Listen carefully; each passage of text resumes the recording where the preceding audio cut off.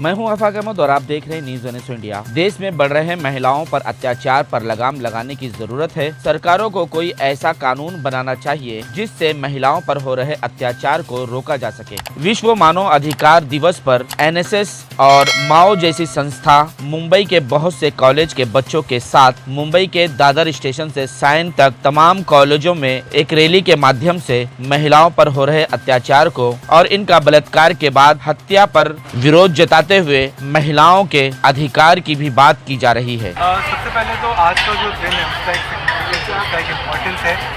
10 दिसंबर जैसा हम सभी जानते हैं एक इंटरनेशनल ह्यूमन राइट्स डे है और मावा main against violence and abuse जो हमारी संस्था है वो पिछले 30 वर्षों से काम कर रही है और कहीं ना कहीं एक महिलाओं की बराबरी, महिलाओं पर हो रहे बढ़ते अत्याचार, हिंसा, उसको ख़त्म करने के लिए काम कर रही है। और जब हम वो universal declaration of human rights की बात करते हैं तो हिंसा ना होना, एक इंसान को हिंसा मुक्त जीवन जीने का जो अधिकार है वो एक मौलिक अधिकार है और जो हमारे संविधान में भी है, जहाँ पे जब हम आर्टिकल 14 देखते हैं तो उसमें बराबरी का अधिकार की बात होती है, कानून के सामने सबको बराबरी से देखने के अधिकार की बात होती है और किसी भी प्रकार के हिंसा, भेदभाव से खुद को बचाने का जो एक अधिकार है वो सारा हमारे फंडामेंटल राइट्स है। तो इसी बात को आगे बढ़ाने के लिए, इसी बात का प्रचार करने के लिए, लोगों तक पहुंचाने के लिए हर साल 10 दिसंबर के दिन हम लोग ये एक रैली का आयोजन करते हैं जहाँ पे पूरे मुंबई से अलग अलग छात्र, अलग अलग जो एक यूथ है वो सामने आते हैं, जुड़ते हैं और पूरे समाज के सामने ये एक बात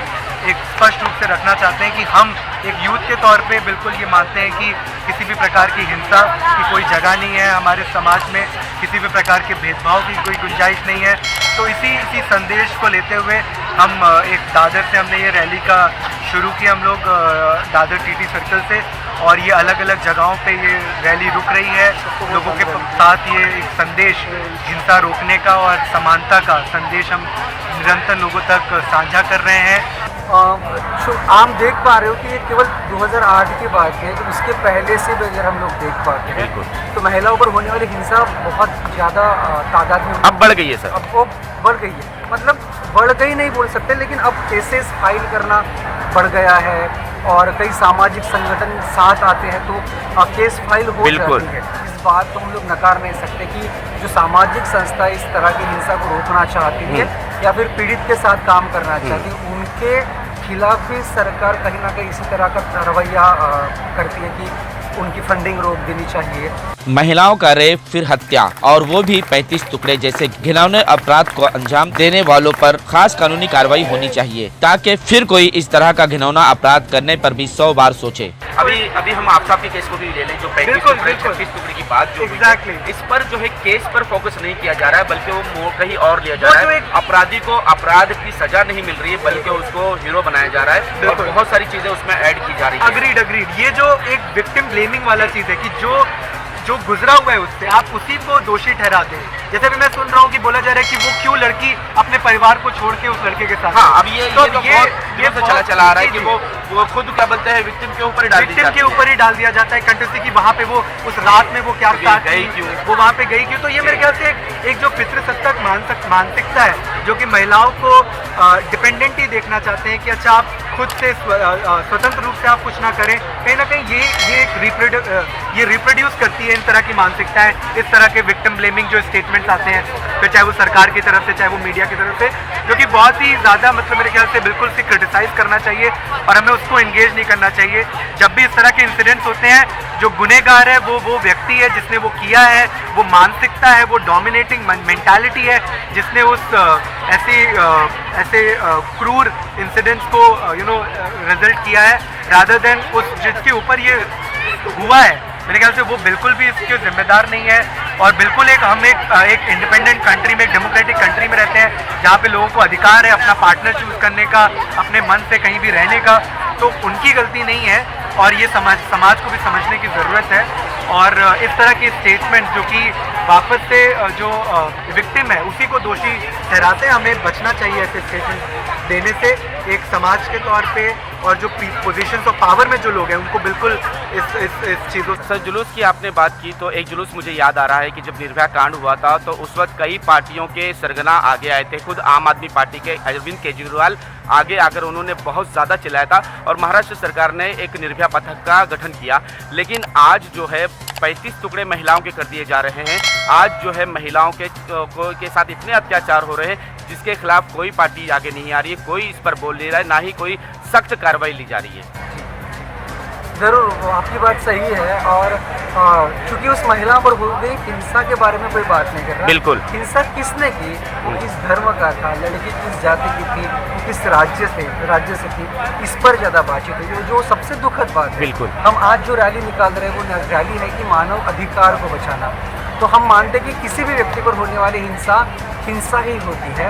लेकिन आपने जो बात मेंशन की है वो उस बात से मैं पूरी तरह से सहमत हूँ कि जब सरकार को लगता है कि ये हमारे वोट बैंक के लिए बहुत परिणामकारक चीज़ें रहेगी तब वो बाहर निकल कर आती है। जब उनको पता चल रहा है कि इससे हमारे वोट बैंक पर एक असर पड़ेगा तो चुप्पी साध लेती है। वो ये कई सालों से आती प्रथा परंपरा ही कह सकते हैं इस बात। देश की महिलाएं अब देश के न्यायपालिका की ओर देख रहे हैं। अपराधियों को यूं ही छोड़ दिया जाएगा तो अपराध कैसे रुकेगा, डर कैसे अपराधियों के दिल में होगा? क्या यही है नया हिंदुस्तान? जी, आजकल जैसा देखा जाए तो मेजॉरिटी वॉयलेंस, ये सेक्सुअल वॉयलेंस, सेक्सुअल अब्यूज़ ये ही देखा जाता है। पर इसके अलावा भी बहुत तरह के अब्यूज़ है, जैसे कि आप ओरली बोलते हैं किसी को, सेक्सुअलिटी के साथ ही हम लोग बहुत डिस्टिंग्विश करते हैं कि महिलाओं को ऐसा ही रहना चाहिए, महिलाओं को वैसा ही रहना चाहिए।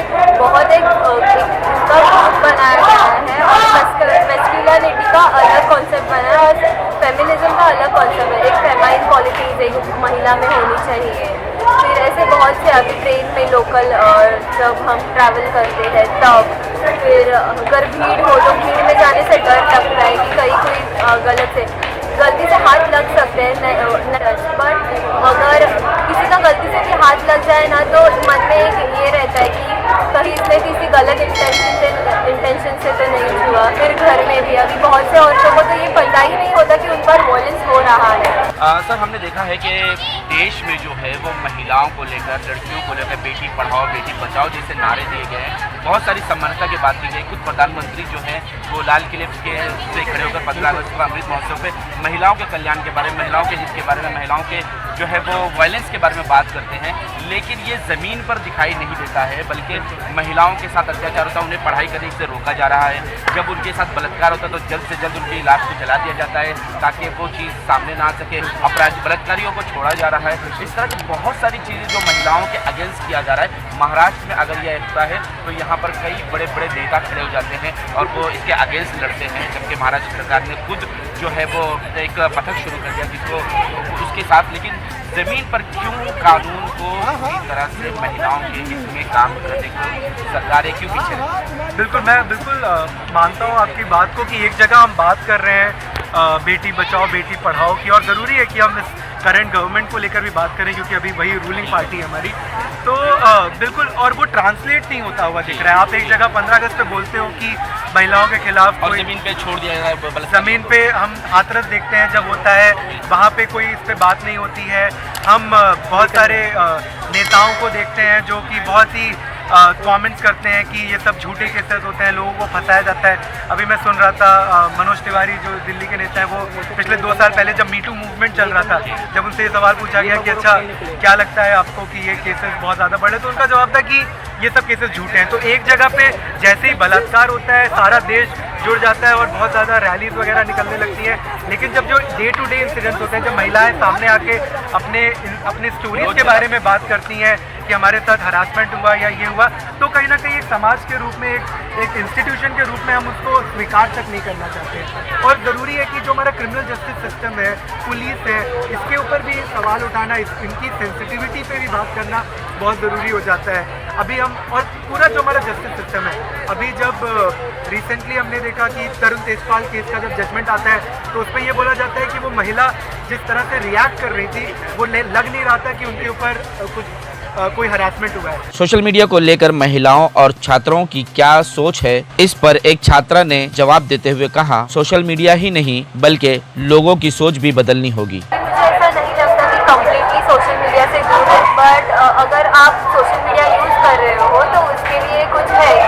प्राइवेसी सेटिंग्स है, तो आप सारे जो भी है उनके प्राइवेसी थिंग्स वो सब ठीक से पढ़कर ही उसे एक्सेप्ट करना। लोगों की जो मेंटालिटी है वो कहीं ना कहीं मैं उसको दोषी मानती हूँ कि अगर आप लड़कियों को सिखा रहे हैं कुछ करना, तो आपने अपने लड़कियों को भी सिखाना चाहिए कि क्या करना चाहिए, कि जैसे कैसे एक औरत को ट्रीट करना चाहिए। ये सब चीज़ें जो है वो घर से ही चालू होनी चाहिए ना।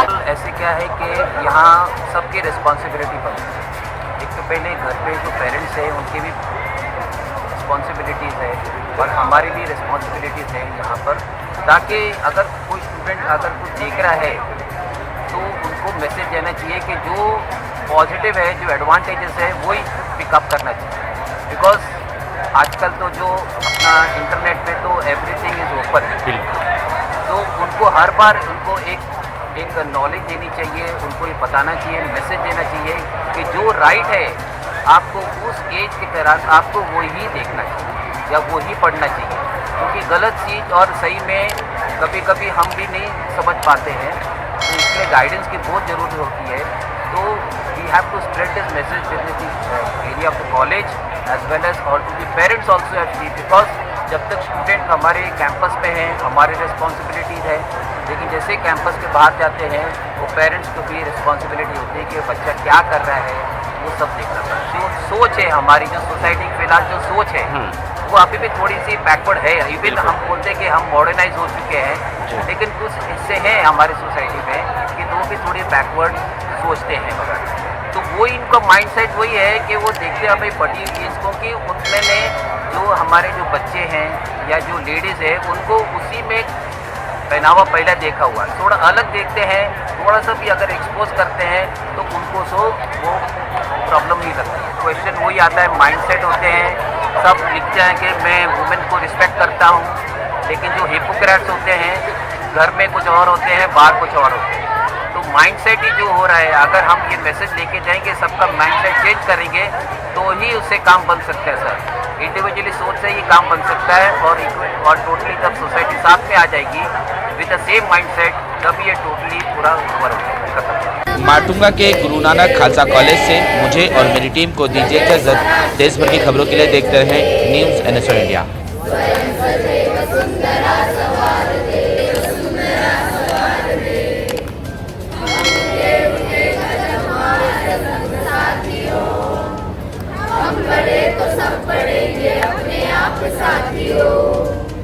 जमीन पे आसमान को उतार दे, जमीन पे आसमान को उतार दे,